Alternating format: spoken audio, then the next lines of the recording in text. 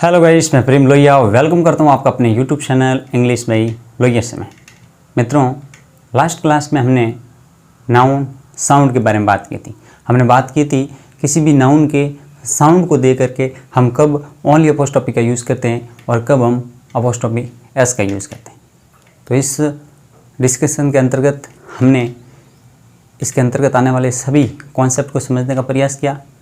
हमने पाया कि हमारी नाउन भले सिंगुलर हो या प्लूरल हो, ये डजेंट मैटर, नाउन की साउंड पर डिपेंड करता है कि कब हम ओनली अपोस्ट्रोफी का यूज़ करते हैं, यानी कि केवल अपोस्ट्रोफी का, और कब हम अपोस्ट्रोफी एस का यूज़ करते हैं।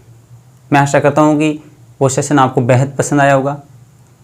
और आज हम जो टॉपिक पढ़ रहे हैं वो हमारा टॉपिक है कंपाउंड नाउन।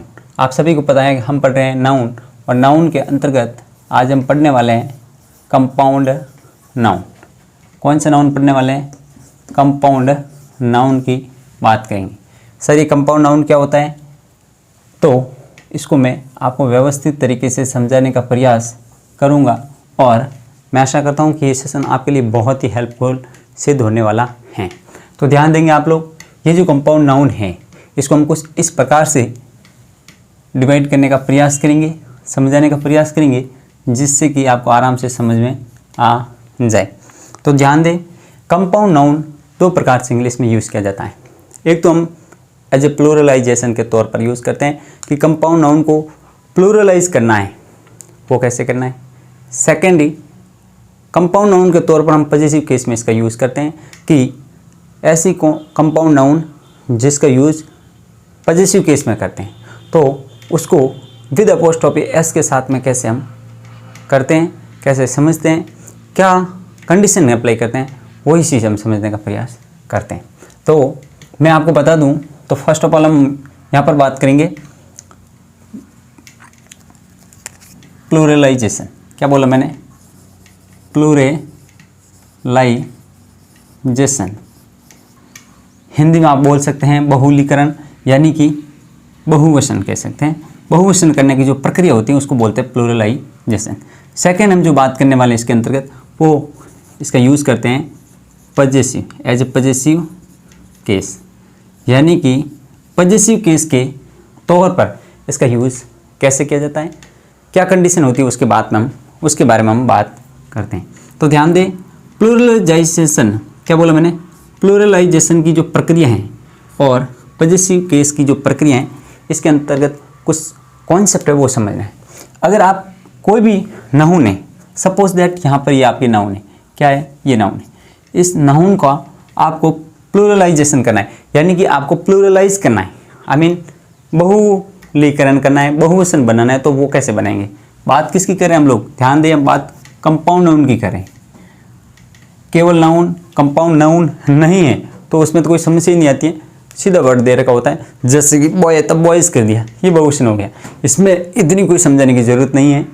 लेकिन कंपाउंड नाउन एक फ्रेज टाइप होता है जो कि मोर देन वन और टू वर्ड्स हो सकते हैं, एक या दो से अधिक शब्द होते हैं, उसको हम बोलते हैं कंपाउंड नाउन। तो उसको बहुवचन बनाने में थोड़ी सी विद्यार्थियों को डिफ़िकल्टी महसूस होती है। तो इस डिफ़िकल्टी को दूर करने के लिए ही मैं ये सेशन आपके लिए लेकर आया हूँ। मैंने आपको पहले भी बताया था कि मैं बिल्कुल आराम से सिस्टमेटिक तरीके से आपको समझाने का प्रयास करूँगा। अगर आप व्यवस्थित तरीके से मेरे साथ बने रहे तो मैं ये विश्वास दिलाता हूँ आपको कि आपकी इंग्लिश में कभी भी समस्या नहीं आएगी। तो मैंने एक पर्टिकुलर वर्ड लिखा, ये नाउन लिखा। क्या लिखा? नाउन। तो प्लूरलाइजेशन आई मीन बहुवचन करने के संदर्भ में आपको इसके साथ में, किसके साथ में, ये जो पर्टिकुलर आपकी नाउन दे रखी है, या फिर यूँ कह दो कोई भी वर्ड है, या आपका कोई भी वर्ड है, नाउन है, जो भी है, इस संदर्भ में आपको इसका जो लास्ट एलिमेंट है, वर्ड का जो लास्ट एलिमेंट है, चाहे कितनी भी बड़ी आपकी नाउन हो या वर्ड हो, उसके साथ में आपको लगाना है एस या फिर ई एस का प्रयोग करना है ज़रूरत के हिसाब से। क्या मैंने बताया? मैंने आपको जो कंडीशन बताई है, अगर आप ध्यान से समझेंगे तो आप आराम से समझ जाएंगे, और मैं आपको एग्जाम्पल के माध्यम से इसको और व्यवस्थित तरीके से समझा दूंगा। तो इसको लैंग्वेज में समझाने का प्रयास करूँ तो मैं इस प्रकार से कह सकता क्या बोलूँगा? एस और E S, is used with the measure, क्या बोला, measure word, measure word, measure word कह दो आप, इसको आप बोल सकते हैं मुख्य वर्ड, क्या बोल सकते हैं, मुख्य वर्ड या मेन वर्ड, क्या बोलेंगे आप लोग, मेन वर्ड। समझ में आ रही बात, नहीं आ रही, यानी कि प्लुरलाइज करने के संदर्भ में जो वर्ड होगा, मुख्य शब्द होगा, उसके साथ में आप है वो एस और ई एस का प्रयोग करेंगे। अभी किसका प्रयोग करेंगे, आप बोलेंगे सर हम एस और ई एस का प्रयोग करेंगे मुख्य शब्द के साथ। पॉजिटिव केस के रेफरेंस में क्या होता है, पॉजिटिव केस के रेफरेंस में आपका जो भी वर्ड होगा, क्या होगा, जो भी आपका वर्ड होगा, उस संदर्भ में आप जो वर्ड हैं उस वर्ड के, या आप पर आपका एक वर्ड दे दिया, क्या दे दिया, वर्ड, कंपाउंड नाउन का वर्ड है, एक या एक से अधिक मतलब उसमें वर्ड हो सकते हैं, वो है, तो उसका जो लास्ट एलिमेंट है, क्या बोला मैंने, लास्ट एलिमेंट के साथ में आप अपोस्ट्रोफी एस का यूज़ करेंगे, क्या बोला है, लास्ट एलिमेंट के साथ में आप अपोस्ट्रोफी एस का यूज़ करेंगे पॉजिटिव केस के रेफरेंस में। इतनी बात अगर आप समझ गए हैं तो आराम से है वो आप काम कर देंगे। तो इसको मैं समझाने का प्रयास करूं तो कुछ इस प्रकार समझाऊंगा कि apostrophe S is used with the last element, क्या बोला मैंने, लास्ट एलिमेंट। अगर इतनी बात आप आराम से समझ चुके हैं तो मेरे हिसाब से आगे आपको कोई समस्या नहीं आएगी। मैंने बताया कि प्लुरलाइज करने के रेफरेंस में मेजर वर्ड के साथ में क्या लिखा मैंने, मेजर वर्ड, मुख्य वर्ड के साथ में आप एस और ई एस का प्रयोग करेंगे। पॉजिटिव केस के संदर्भ में आप अपोस्ट्रोफी एस का यूज़ करेंगे लास्ट एलिमेंट के साथ में। ये बात आपको आराम से समझ में आ गई है, तो फिर मैं एग्जाम्पल के माध्यम से आपको समझाने का प्रयास करूँगा। मैं एग्जाम्पल कुछ इस प्रकार से दे रहा हूँ, आप ध्यान देंगे, सामने आराम से आपको समझ में आ जाएगा। देखिए मैंने लिखा आपके सामने, माई सिस्टर इन लॉ,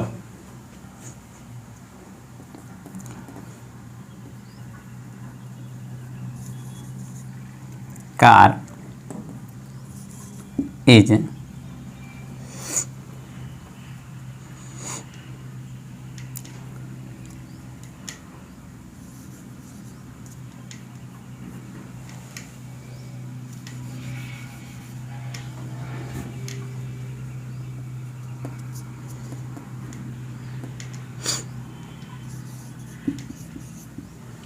क्या लिखा मैंने, माई sister in law car is nice. Example लिख रहा हूँ, आप व्यवस्थित तरीके से समझेंगे। The member of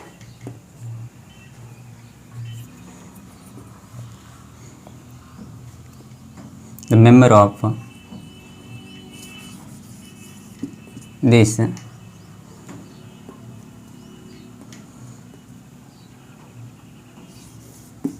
group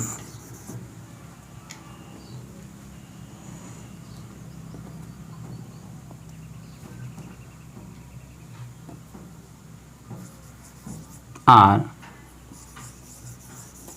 very hard working.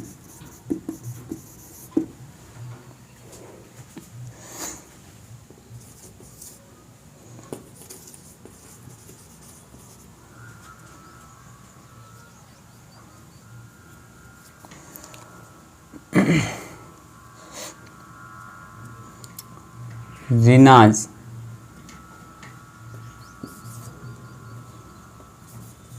brother in law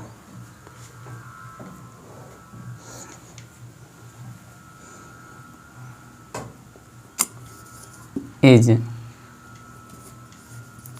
are coming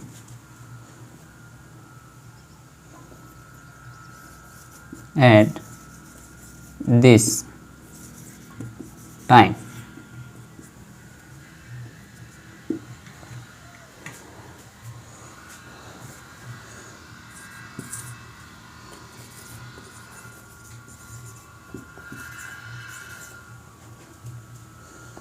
passerby bag has been stolen.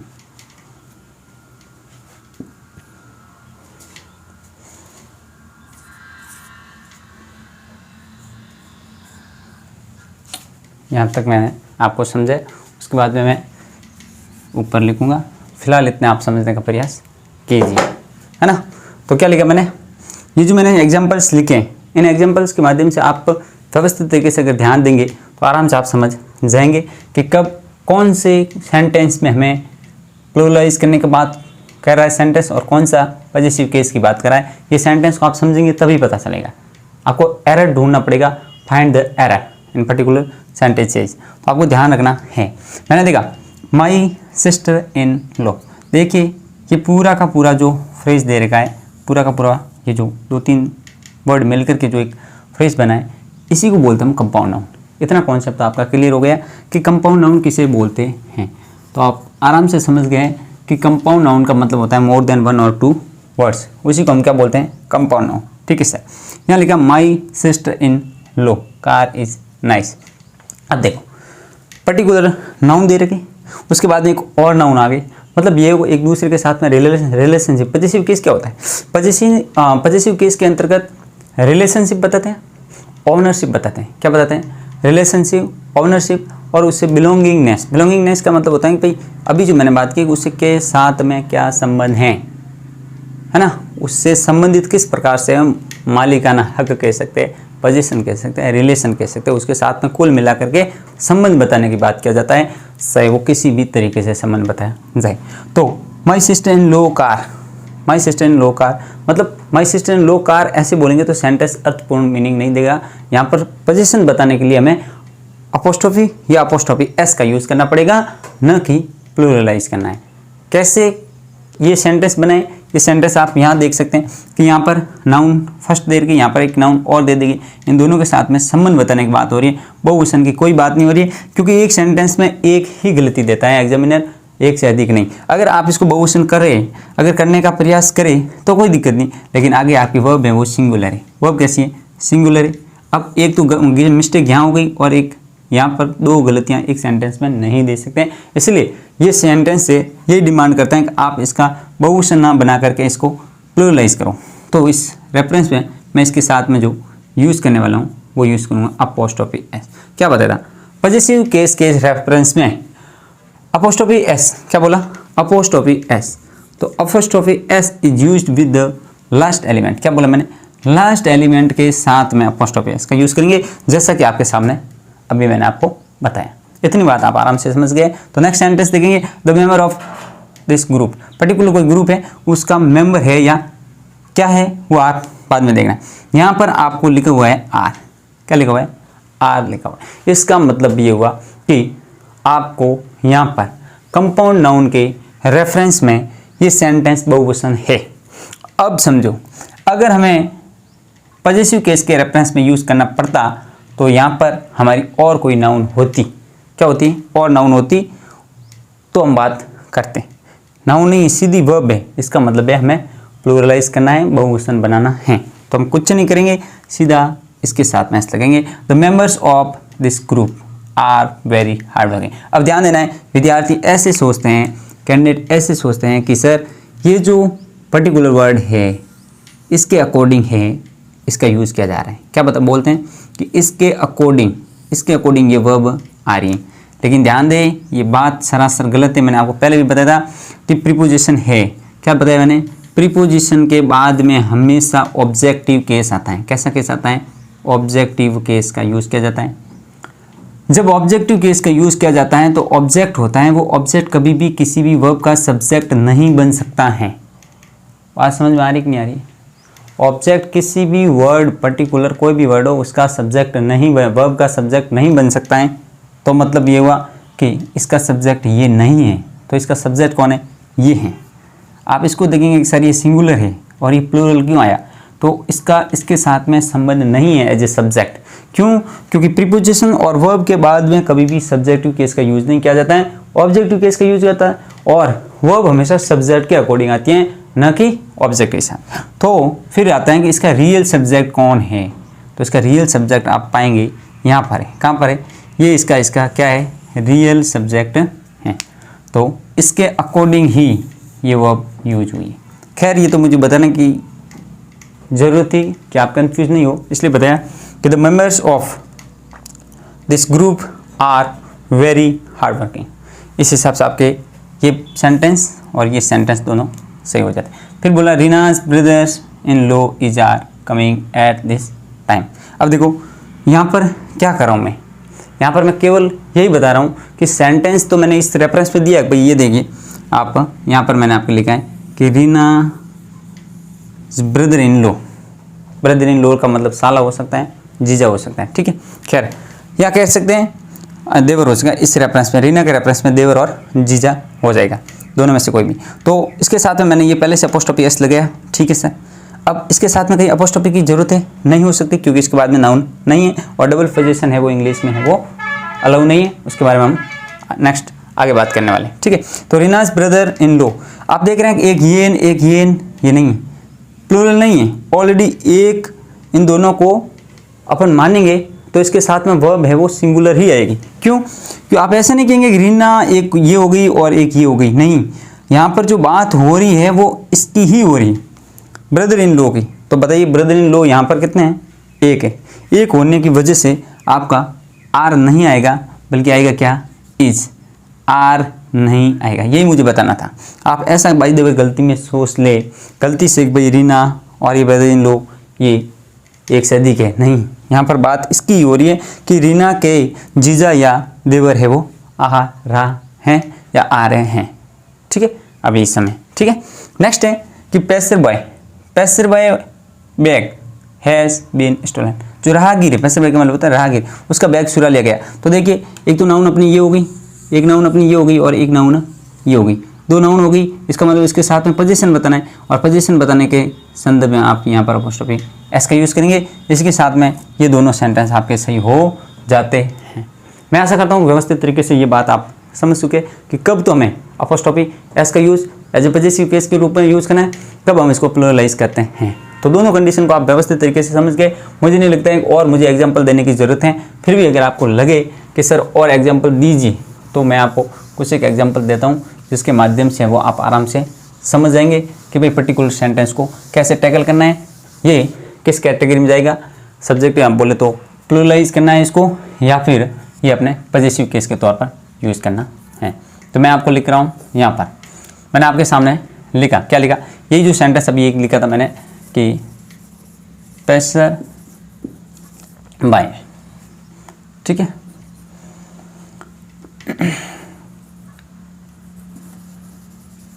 have been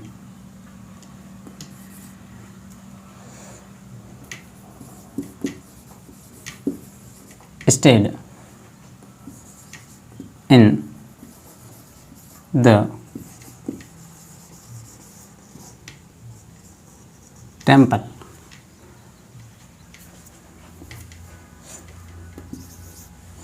यहाँ पर नंबरिंग थोड़ा सा एक्सचेंज कर देते हैं, ये अपना हो गया। द मेंबर ऑफ पार्लियामेंट, क्या बोला मैंने? The member of parliament speech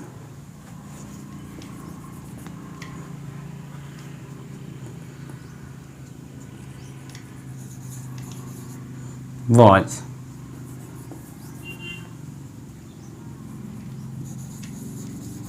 very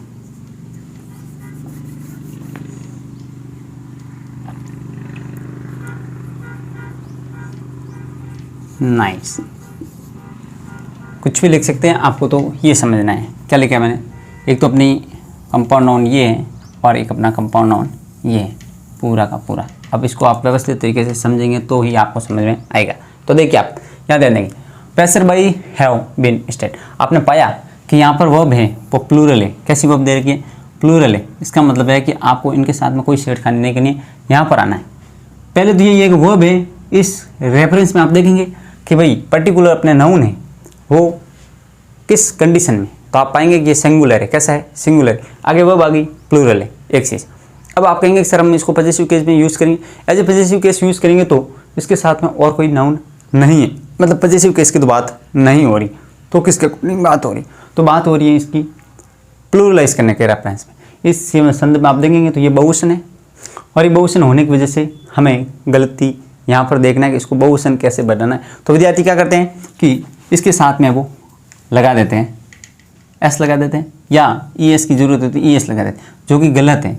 आपको मैंने बताया कि मुख्य शब्द मेजर वर्ड के साथ में आपको लगाना है। तो यहाँ पर मुख्य शब्द ये है, कौन सा है? पैसे, यहाँ लगेंगे एस। तो passers by have been stayed in the temple, यानी राहगीर मंदिर में रुके हुए हैं। ठीक है ना। नेक्स्ट वर्ड है कि the member of parliament speech. अब यहाँ देखो, एक तो नाउन आपकी ये हो गई है ना, नेक्स्ट नाउन ये हो गई। अब ये दो नाउन होने की वजह से आपको पोजीशन बताना है, संबंध बताना है, रिलेशन बताना है। तो इस रेफरेंस में आप बात करेंगे कि द मेंबर ऑफ पार्लियामेंट। आगे देखेंगे वर्ब देखेंगे, एक यहाँ और यहाँ दो, मैंने बताया कि डबल मिस्टेक अलाउ नहीं होती है, इसलिए आपको एक ही देखना है। तो यहाँ देखेंगे तो इसके साथ में क्या बताना है? पोजीशन, और इस केस में आप क्या यूज़ करेंगे? अपोस्ट्रोफी एस का। The member of parliaments speech was very nice, very super, कुछ भी कह सकते हैं, ऑडिबल कह सकते हैं, अच्छा नहीं है तो कुछ भी कह सकते हैं। तो इस हिसाब से आपने देखा कि हमारा जो कंपाउंड नाउन है इसको हमने दो फेज पर समझने का प्रयास किया कि कंपाउंड नाउन का यूज़ एज हम कर सकते हैं पॉजिटिव केस के तौर पर, और हम इसका यूज़ कर सकते हैं एज अ प्लूरलाइजेशन के तौर पर कर सकते हैं। मेरे हिसाब से ये बात आपको आराम से समझ में आ गई होगी। अगर ये बात आपको आराम से समझ में आ गई है तो आगे की बात करते हैं, और आगे की बात क्या करते हैं उसको समझने का हम प्रयास करते हैं। आपको एक एक चीज़ व्यवस्थित तरीके से लिखना है, समझना है, उसके बाद में ही आपने आगे की बात करनी है। अगर कोई चीज़ आपको समझ में नहीं आए तो आप व्यवस्थित तरीके से मुझे बता सकते हैं, कमेंट बॉक्स में लिख सकते हैं कि सर ये बात है वो हमें समझ में नहीं आई। ठीक है ना, ये चीज़ हो गई।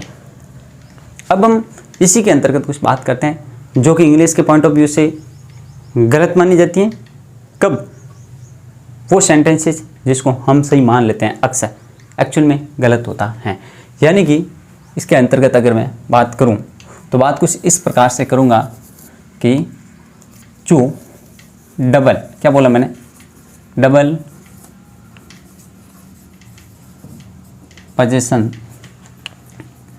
Is not allow in English.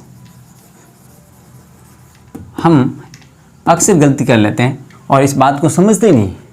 हम है वो पोजीशन है वो लगाने का हमारा जो प्रोसेस होता है उसको हम समझते नहीं है, कोई कहाँ किस रेफरेंस में पोजीशन लगाना है, वो गलती कर बैठते हैं। तो उसी बात को अगर मैं आपको समझाने का प्रयास करूं तो कुछ इस प्रकार से समझाऊंगा कि कब और किस कंडीशन में हमें क्या यूज़ करना है।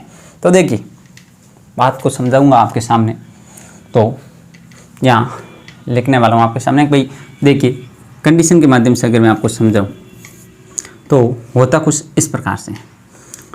एक हमारी नाउन होती है और उसके बाद में हमें क्या किया जाता है? अपोस्ट्रोफी एस का यूज़ करते हैं। उसके बाद में एक और नाउन होती है ना, उसके साथ में हम और अपोस्ट्रोफी का यूज़ करते हुए अपनी बात को आगे बढ़ाते हैं। ये बात आपको तब तक समझ में नहीं आएगी जब तक मैं आपको एग्जाम्पल नहीं दूँ। तो ध्यान देंगे।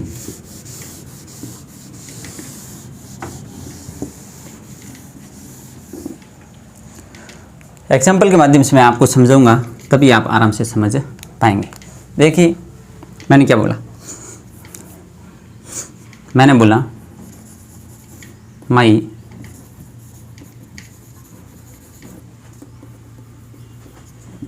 फ्रेंड्स हाउस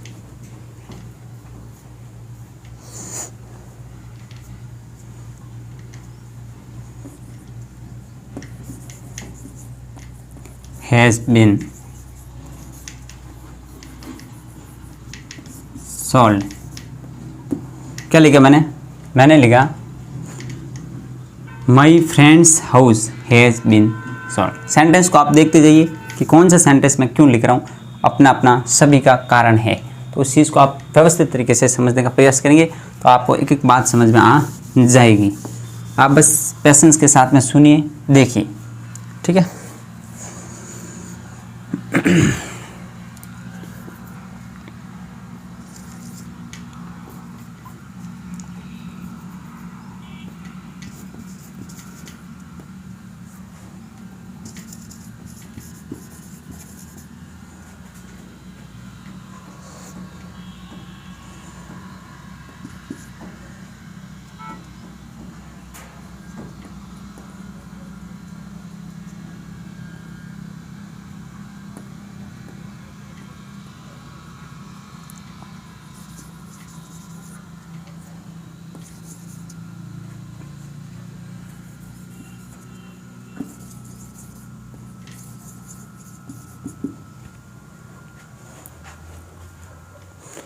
इस बात को आप समझिए, फिर हम बात को आगे बढ़ाते हैं। क्या लिखा मैंने कि my friend's house has been sold. ये सेंटेंस जो मैं यहाँ समझाने का प्रयास कर रहा हूँ, ये वाली बात कि डबल पोजीशन की बात कर रहा हूँ। ये एग्जांपल मैंने अभी तक दिए नहीं, ये मैं एग्जांपल इससे पहले भी ये एग्जांपल दे रहा हूँ कि इसके बारे में हमने पहले बात की है, उसको मैं समझते हुए आगे बढ़ूंगा तो आपको कोई दिक्कत नहीं होगी। यहाँ पर आप खुद देख सकते हैं कि कोई डबल नहीं है अपना पोजीशन, यहाँ पर सिंगल पोजीशन ही है। तो मतलब my brother's house has been sold, एकदम सिंपल सीधा है, सेंटेंस सही है। और next sentence her mother's bag has lost, है ना, उसके मम्मी का बैग खो गया। यहाँ तक ये दोनों के दोनों सेंटेंस आपके एकदम सही है। तो सर आपने ये क्यों लिखा है? तो इसको आप पहले से लिख लो, लिख लिया है तो अब समझेंगे कि भाई ये वाले सेंटेंस लिखवाने के पीछे क्या कारण है। इसको मैं यहाँ समझाने का प्रयास करूँगा तो आप आराम से समझ जाएंगे।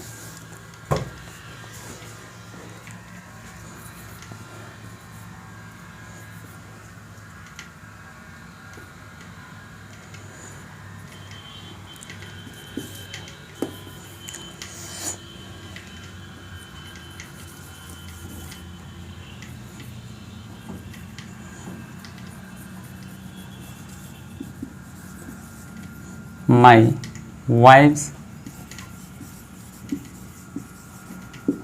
mother's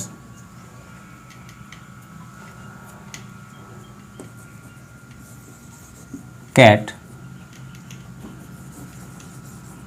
has died। या यूँ के दो, कोई नहीं, डाइड के दो, किल्ड के दो, सेंटेंस को समझने का प्रयास करना है। क्या लिख रहा हूँ मैं, उस चीज़ को आपको समझना है।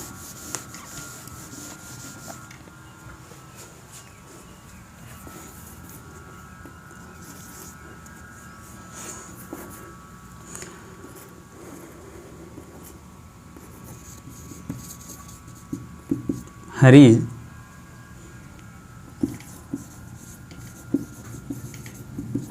Brothers, Hari's brothers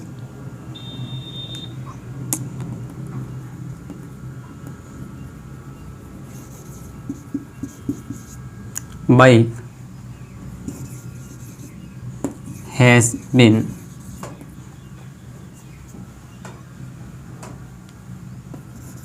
broken। Sentence आप आराम से देख रहे हैं तो आपको समझ में आ जाएगा कि एक्चुअल में ये सेंटेंस पहले वाले सेंटेंस क्यों लिखवाए और ये वाले सेंटेंस क्यों लिखवा रहा हूँ। नेक्स्ट सेंटेंस दे रहा हूँ, आप आराम से समझ पाएंगे कि the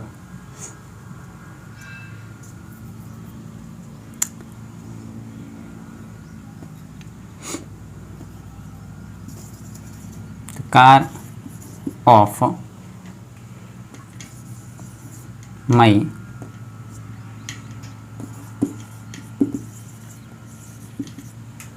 friends, the car of my friend's father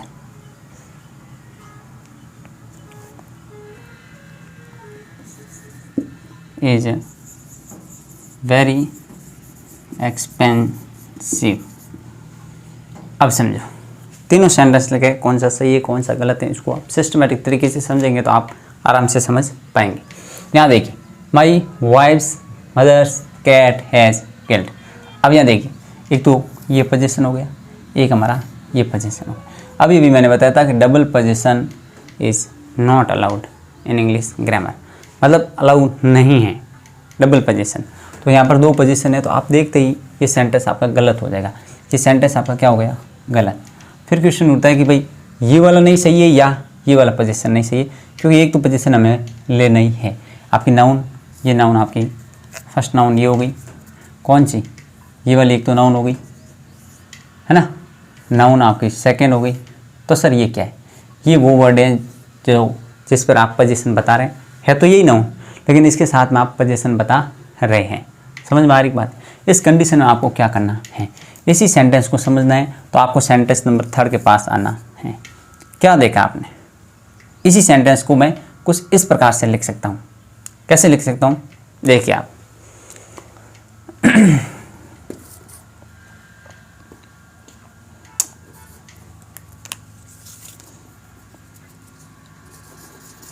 My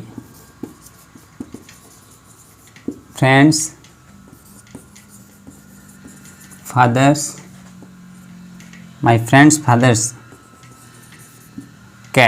car, my friend's father's car is very expensive। अगर ये सेंटेंस आपने समझ के, क्योंकि ऊपर वाला सेंटेंस अपना सही है, ऊपर वाला सेंटेंस सही है और नीचे वाला सेंटेंस ये गलत है। क्यों? क्योंकि यहाँ पर डबल पोजीशन यूज़ किया है, जो कि इंग्लिश के पॉइंट ऑफ व्यू से गलत है। तो हमें क्या करना है? तो आप इस सेंटेंस को देख रहे हैं कि फर्स्ट ऑफ ऑल आपने पोजीशन लिया। क्या लिया सर? पोजीशन यूज़ किया। उसके बाद में हमारी नाउन कौन सी आई? आप इस सेंटेंस के हिसाब से देखेंगे तो हमारी नाउन फर्स्ट आ गई, यहाँ पर आ गई नाउन फर्स्ट। और यहाँ पर देखेंगे आगे क्या हो रहा है, तो यहाँ पर ही अपनी नाउन सेकेंड आ रही है और उसके बाद में वर्ब और जो भी बात आगे लिखी हुई है इस प्रकार से। तो यहाँ से हम एक फॉर्मेशन, हम एक रूल फॉर्मेट बना सकते हैं। किस तरीके से वो देखना है आपको। सबसे पहले पोजीशन लिखना है। अब चूँकि पोजीशन के साथ में आप द लगेंगे प्रीपोजिशन तो ज़्यादा बेटर रहेगा, क्योंकि यहाँ से हम इसको स्पेशलाइज करें, इसलिए आप इसके साथ में द लगेंगे तो ज़्यादा बेटर रहेगा। बाकी गलत की कोई संभावना नहीं। तो आप बोलेंगे द, क्या लिखा? द कैट ऑफ माई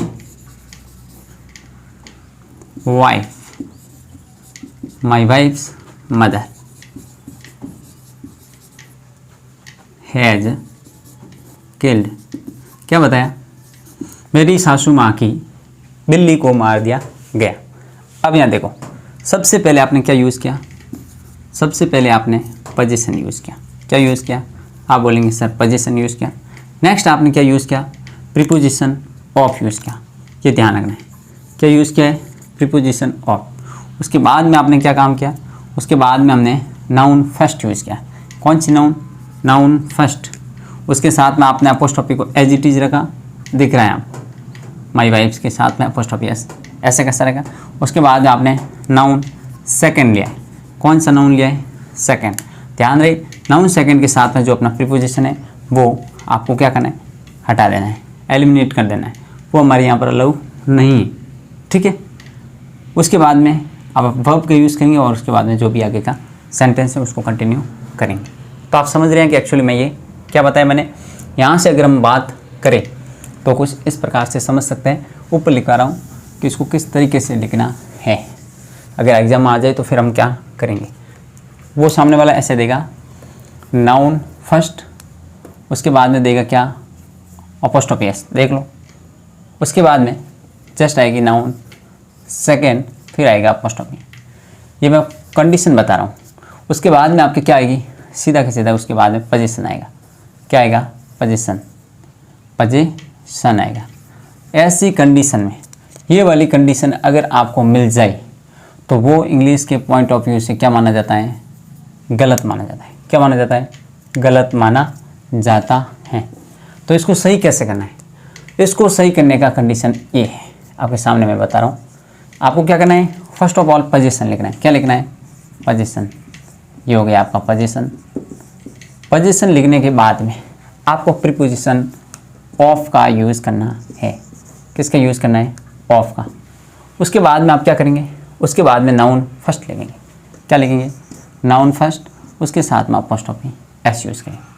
उसके बाद में क्या करेंगे, उसके बाद में कुछ नहीं करना है, सीधा आपको नाउन सेकंड लिखना है और उसके बाद में आगे की यात्रा है उसको एज इट इज लिखना है। क्या समझे आप? हमने देखा कि नाउन वन नाउन सेकंड उसके बाद में पोजीशन है, नाउन वन नाउन सेकंड के बाद में पोजीशन है, तो ये फॉर्मेट इंग्लिश के पॉइंट ऑफ व्यू से गलत माना जाता है। जैसे कि आप देख रहे हैं यहाँ पर नाउन वन नाउन सेकंड, ठीक है, उसके बाद में पोजीशन, ये गलत है। इसको क्या करना है, फर्स्ट ऑफ ऑल आपको पोजीशन लिखना है, ये लिखा, उसके बाद में क्या करना है, ऑफ लिखना है, उसके बाद में क्या करना है, नाउन वन लिखना है, ये वाला लिख दिया सर। उसके बाद में क्या लिखा है, नाउन सेकंड, ये लिखा, और बाकी की यात्रा को आगे एज इट इज लिखनी है, ये लिखा। तो इस फॉर्मेट को देखते हुए, ये जो मैंने ऊपर फॉर्मेट लिखवाया है, ये वाला फॉर्मेट आपको लिखाया, अगर आप व्यवस्थित तरीके से समझ गए हैं तो फिर आपको कोई दिक्कत होने वाली नहीं है। मतलब ये आपका सेंटेंस स्ट्रक्चर फॉर्मेशन है, सही है, और ये क्या है, गलत है। तो इस हिसाब से आप देखते बोलेंगे सर पोजीशन तो अपना यहाँ पर है, तो आप पोजीशन को बाहर लेंगे, कहाँ लेंगे, बाहर लेंगे और लिखेंगे बाइक। किसकी बाइक, तो आप बोलेंगे बाइक ऑफ। नाउन वन कौन सी है, आप बोलेंगे सर ये अपना नाउन वन है, ये कौन सा है, नाउन सेकंड। तो पोजीशन के बाद में ऑफ, ये देखिए, फिर नाउन वन मतलब क्या लिखेंगे, आप लिखेंगे Harish, next noun second brother, Hari's brother, उसके बाद की यात्रा को आप ऐसे एज इट इज लिखेंगे हैज बिन ब्रोकन, क्या लिखेंगे आप, हैज़ बिन ब्रोकन। तो देखिए समझ गए आराम से। फर्स्ट ऑफ लिखा, आपका पोजीशन लिखा सबसे पहले, ठीक है सर, लिख दिया। फिर हमने ऑफ लिखा, देखिए आप, फिर हमने नाउन वन लिखा फर्स्ट, फिर हमने नाउन सेकंड लिखा, इसके साथ से हमने ये इसका हटा दिया है अपोस्ट्रोफी एस, उसके बाद हमने वर्ब, जो भी आगे का प्रोसेस वो लिखा। मेरे हिसाब से ये वाली यात्रा आपको आराम से समझ में आ गई होगी। मेरा पूरा प्रयास रहता है कि मैं हर चीज़ बहुत ही एग्जॉक्टिव वे में, बहुत ही सिस्टमेटिक तरीके से, बिल्कुल स्लो मोशन में आपको समझाने का प्रयास करता हूँ, ताकि आपका कोई भी क्वेश्चन है वो गलत नहीं हो। पहले आप किसी भी स्टेट एग्ज़ाम की तैयारी करें, भले वो सेंट्रल लेवल के एग्ज़ाम की तैयारी करें, इससे कोई फ़र्क नहीं पड़ता है। फ़र्क पड़ता है कि आप उस टॉपिक को लेकर के कितने सीरियस हैं, उसको किस तरीके से टैकल करते हैं। एक एक एलिमेंट को समझते हुए जाएंगे तो आपको कोई भी समस्या आने वाली नहीं है। मेरे हिसाब से मैंने जो आपको कॉन्सेप्ट बताया, कंपाउंड नाउन के बारे में बात की और डबल पोजीशन के बारे में बात की, ये दोनों का दोनों कॉन्सेप्ट आप समझ गए। कंपाउंड नाउन को हमने देखा एक प्लूरलाइज करने की कंडीशन देखी, और एक हमने पॉजिटिव केस के तौर पर यूज़ करना सीखा। तो ये बात आप आज के सेशन में व्यवस्थित तरीके से समझ चुके होंगे। अगर इस बात को आप व्यवस्थित तरीके से समझ गए हैं तो कमेंट बॉक्स में ज़रूर लिखें और मुझे बताइए कि आपको सेशन कैसा लगा। और आपसे दरख्वास्त रहेगी कि अपने मित्रों के साथ में, अपने भाई बंधुओं के साथ में इस सेशन को ज़्यादा से ज़्यादा शेयर करें, ताकि वो भी इनसे मिस ना हो। मैं आशा करता हूँ आज का सेशन आपको बहुत ही पसंद आया होगा, आपके लिए बहुत ही हेल्पफुल साबित होगा। इसी के साथ मैं आज अपनी वाणी को यहीं विराम देता हूँ। आज के लिए इतना ही। थैंक यू, धन्यवाद।